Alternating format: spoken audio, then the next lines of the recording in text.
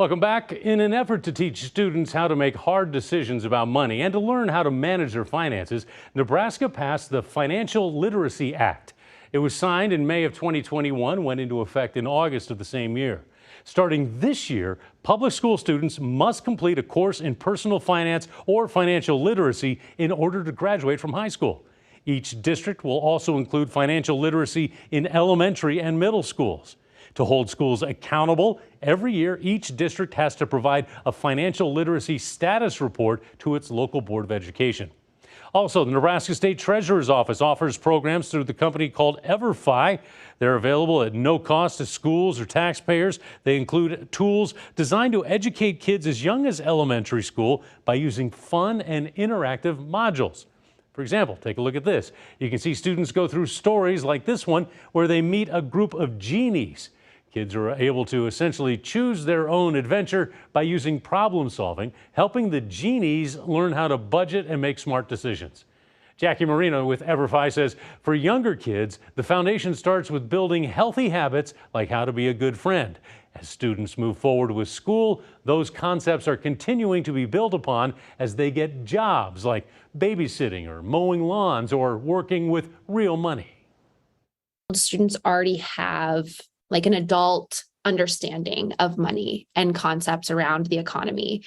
I have a 5-year-old and a 3-year-old, and they are already making meaning of the world around them and money and how I work and that makes money.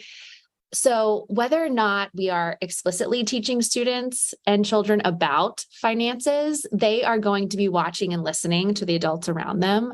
So I think it's really important for educators and schools to take the time to get everyone at least the same basic fundamental understanding of what money is, how it affects your life, how it affects the choices that you make in life and your opportunities, so that we can create as much as possible an even playing field for these humans to go out in the world and make their own way. In high school, those concepts prepare them for adulthood, going over things like how to save for higher education, budgeting, how to file taxes, and what to look for in choosing an insurance policy. I think, as much as we want students to understand the Pythagorean theorem, right, because that is still important sometimes, we also want them to understand, what do you do with your first paycheck? How do you look at it and actually understand how much you've earned and what that means and how much you're saving and where those taxes are going. Because eventually, you're going to have to make hard decisions. So better prepare them and be proactive than wait until, you've got that first paycheck in your hand. Of the 271 schools in the state who use EverFi's programs, more than 31,300 students are enrolled in the courses, adding up to nearly 75,000 hours of financial learning. And according to the data, these lessons really work. This is a look at elementary knowledge before and after going through each lesson. The light green bar represents student test scores before starting, and you can see major growth in those last 3 sections: income and careers, credit and borrowing, and future planning. Nationally, scores between the pre and post lesson tests increased by 20 percentage points. And when it comes to financial knowledge for adulthood, you can see students are learning and understanding concepts like financing higher education, income, employment, and taxes.